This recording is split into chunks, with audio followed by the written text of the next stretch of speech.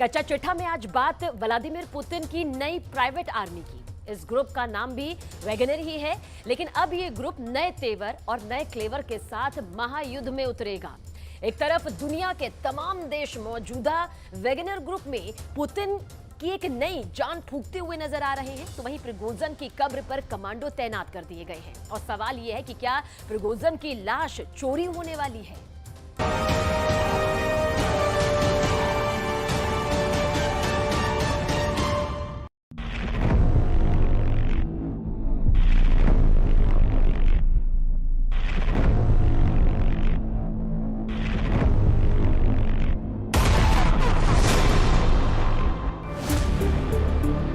इन तस्वीरों को पूरा यूरोप क्यों देख रहा है? इन तस्वीरों को यूक्रेन के घर घर में क्यों देखा जा रहा है?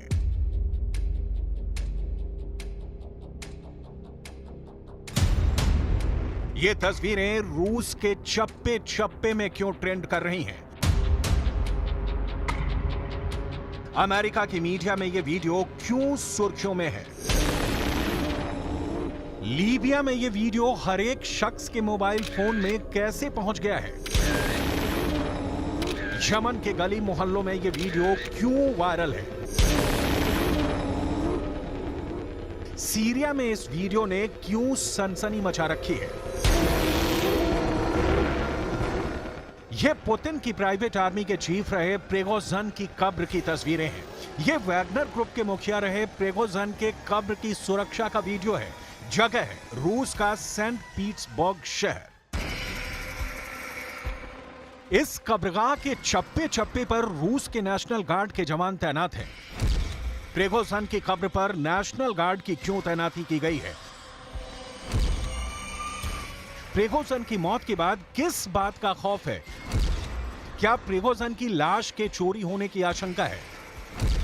प्रिगोजिन की लाश के साथ कब्र में और कितने राज दफन है? या प्रिगोजिन की कब्र से नए विद्रोह का खतरा है? पुतिन के सभी विरोधी प्रिगोजिन के मौत का पंचनामा करने में लगे हैं। प्रिगोजिन का प्लेन बहुत ही रहस्यमयी तरीके से क्रैश कर गया। हादसे में प्रिगोजिन और उसके 6 और साथी मारे गए। सभी वैगनर ग्रुप के टॉप लेवल के कमांडर थे। इस हादसे के बाद वैगनर ग्रुप के लड़ाकों ने अपने चीफ की मौत का बदला लेने तक की चुनौती दे डाली। Вагнер в данной ситуации мы скажем одно: мы уже стартуем, ждите нас. अमेरिका के प्रेसिडेंट जो बाइडेन ने दावा किया कि रूस में शायद ही ऐसा कुछ होता है जिसके पीछे पुतिन का हाथ ना हो। जाहिर है बाइडेन ने सीधे सीधे पुतिन को कटघरे में खड़ा कर दिया।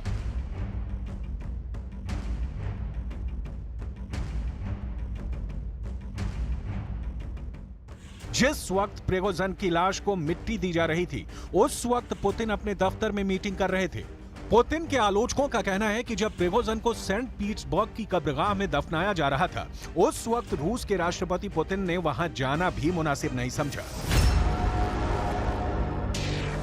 आज हम आपको प्रिगोजिन की जिंदगी के फ्लैशबैक में ले जाएंगे। प्रिगोजिन की धन दौलत दिखाएंगे, प्रिगोजिन के खजाने का बही खाता पढ़ाएंगे। लेकिन उससे पहले ये जान लीजिए कि कैसे प्रिगोजिन कभी पुतिन का सबसे बड़ा वफादार था, सबसे बड़ा भरोसेमंद था। पुतिन के एक इशारे पर जान लेने या जान देने पर उतारू रहता था। अब उसी प्रिगोजिन के बदले पुतिन नए कमांडर तैनात कर रहे हैं। विदेशी मीडिया का दावा है कि पुतिन वैगनर ग्रुप में नई जान फूंकने में लगे हैं। अलग अलग देशों में मौजूद वैगनर फोर्स को नए तेवर और नए कलेवर देने में लगे हैं।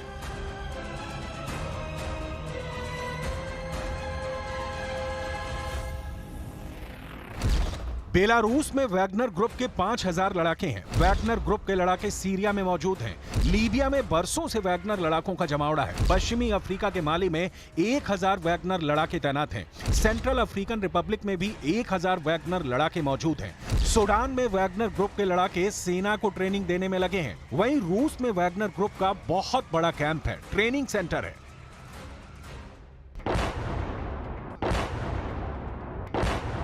वैगनर ग्रुप को रूस की सेना ने ही तैयार किया है। इस ग्रुप को बनाने का मकसद सिर्फ एक है, व्लादिमीर पुतिन के ऑर्डर को जमीन पर लागू करना, फिर चाहे उसके लिए लोगों का खून ही क्यों न बहाना पड़े। वैगनर ग्रुप पूरी तरह से रूस की सरकार के इशारे पर चलता है। इस ग्रुप के ज्यादातर लड़ाके रूस की सेना से रिटायर हो चुके फौजी ही हैं। वैगनर ग्रुप का सबसे बड़ा बेस या कहें कि ट्रेनिंग सेंटर पश्चिमी रूस के मॉकिन में है। मॉकिन में रूस का मिलिट्री बेस है और उसके काफी करीब वैगनर बेस है। रूस का मॉकिन क्राइमिया से भी नजदीक है और यूक्रेन से भी।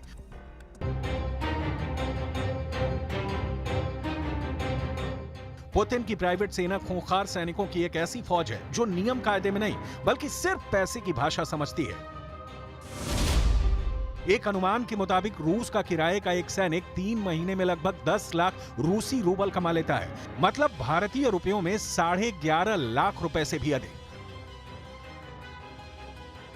पुतिन की प्राइवेट सेना उनके इशारों पर कई देशों में अंडरकवर एजेंट के तौर पर काम करती है, लेकिन रूस इससे पल्ला झाड़ता रहा है। वो अपनी प्राइवेट सेना के वजूद को ही नहीं मानता, लेकिन यूरोपियन यूनियन रूस की प्राइवेट सेना वैगनर ग्रुप पर प्रतिबंध लगा चुकी है। संयुक्त राष्ट्र और फ्रांस भी वैगनर ग्रुप पर हिंसा के आरोप लगाते रहे हैं। वजह है वैगनर ग्रुप का इंटरनेशनल धंधा है।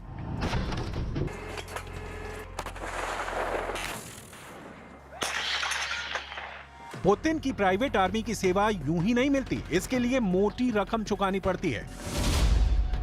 वैगनर ग्रुप के सैनिक फिलहाल मध्य अफ्रीकी देश CAR यानी सेंट्रल अफ्रीकन रिपब्लिक में मोर्चा संभाले हुए हैं। हाल ही में हुई एक जांच में यह सामने आया था कि रूस ने अपने पड़ोसी बेलारूस में 2020 के राष्ट्रपति चुनाव के दौरान भी वैगनर ग्रुप के 200 से ज्यादा प्राइवेट सैनिक भेजे थे। इतना ही नहीं, रूस ने सीरिया में भी किराए के इन सैनिकों को छोड़े हुए हैं।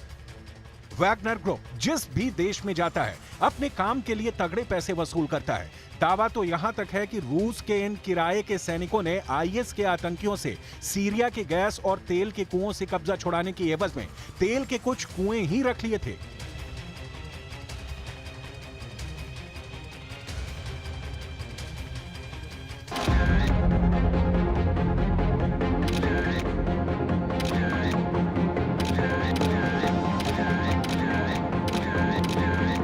बावजूद इसके वैगनर ग्रुप का चीफ कैसे रूस के लोगों की आंखों का तारा बना हुआ था, इसे जानने के लिए हमें प्रिगोजिन की जिंदगी के फ्लैशबैक में जाना होगा, जहां प्रिगोजिन रूस की जनता के बीच में लोकप्रियता का आनंद उत्सव मना रहा था।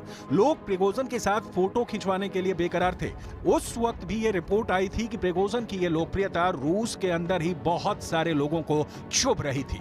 सवाल है, क्या ये तस्वीरें सिर्फ पुतिन के करीबी आर्मी अफसरों को ही परेशान कर रही थी, या फिर क्या पुतिन भी प्रिगोजिन की बगावत की हिमाकत से घबराए हुए थे, या फिर क्या पुतिन और पुतिन की कोर टीम इस बात से काफी परेशान थी कि प्रिगोजिन बेशुमार दौलत के मालिक बन चुके थे। आखिर अफ्रीका महाद्वीप की वो कौन सी सोने चांदी और हीरे की खानें थी जिसके मालिक प्रिगोजिन और वैगनर लड़ाके थे? क्या यही अकूत संपत्ति हासिल करने के लिए प्रिगोजिन के कत्ल की कथित साजिश हुई और उनकी मौत को संदिग्ध माना जा रहा है? 2 महीने पहले की वो तस्वीरें आपको सबसे पहले दिखाएंगे जब प्रिगोजिन बगावत कर रहे थे और रूस के ही कुछ आर्मी अफसर उनको समझा रहे थे। उस वक्त कई इंटरनेशनल रिपोर्ट्स में यह दावा किया गया था कि प्रिगोजिन पुतिन का परमाणु राज जान चुके हैं। पुतिन के परमाणु गोदाम कहां पर हैं, यानी रेडियो एक्टिव तत्व कहां छुपा कर रखे गए हैं, इस बात की जानकारी भी प्रिगोजिन को लग चुकी थी। उन्हीं मीडिया रिपोर्ट्स में तब यह दावा किया गया था कि अगर प्रिगोजिन के हाथ में एक भी परमाणु संयंत्र लग जाता या फिर वो किसी परमाणु रिएक्टर पर अपनी वैगनर आर्मी के साथ कब्जा जमा लेते तो ना सिर्फ पुतिन को ब्लैकमेल कर सकते थे बल्कि वो पूरे यूरोप को अपने घुटनों पर ला सकते थे।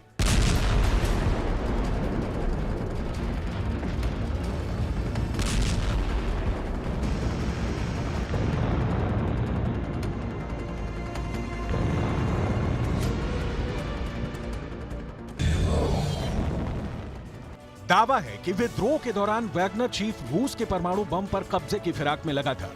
वैगनर चीफ रूस के परमाणु बम पर कब्जा जमाकर दुनिया को डराना चाहता था, पुतिन को झुकाना चाहता था। वैगनर टीम का नेटवर्क दुनिया के 2 दर्जन देशों में फैला हुआ था। तब यूक्रेन के सैन्य खुफिया प्रमुख किरिलो बुडानोव का बहुत बड़ा दावा सामने आया था। Це надмалі ядерні заряди, які переносились в рюкзаках портативні.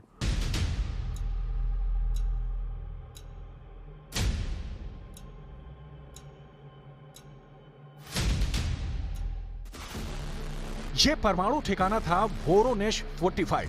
वोरोनेश 45 रोस्तोव से मॉस्को जाने वाले हाईवे के किनारे है। दावे के मुताबिक वैगनर ग्रुप के काफिले की एक टुकड़ी रोस्तोव से मॉस्को कूच के दौरान वोरोनेश 45 की तरफ बढ़ने लगी थी। उस वक्त वैगनर ग्रुप के लड़ाके रूस के परमाणु ठिकाने के 110 किलोमीटर के करीब पहुंच गए थे। Це ще одна з причин, чому вони пішли саме туди.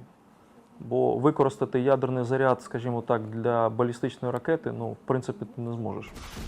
रूस के परमाणु शस्त्रागार के बारे में दुनिया जितना जानना चाहती है, रूस उसे उतना ही छिपाता रहता है। दुनिया भर के खुफिया एजेंसियों की नजर रूस के परमाणु ठिकानों पर रहती है। ऐसे में अगर प्रिगोजिन रूस के परमाणु ठिकाने पर कब्जा कर लिया होता तो अनर्थ हो जाता।